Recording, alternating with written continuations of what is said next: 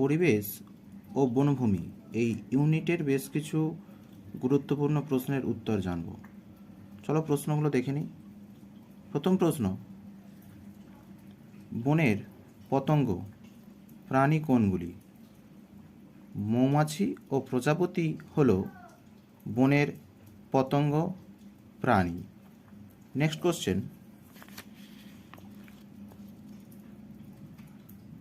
বনে প্রাপ্ত কাঠ উৎপাদনকারী দুটি গাছের নাম লেখো। অ্যান্সার হবে শাল ও সেগুন।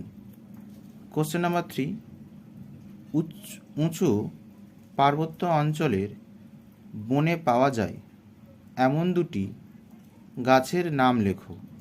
অ্যান্সার হবে ওক আর রডোডেনড্রন। এছাড়া পাইন গাছও পাওয়া যায়।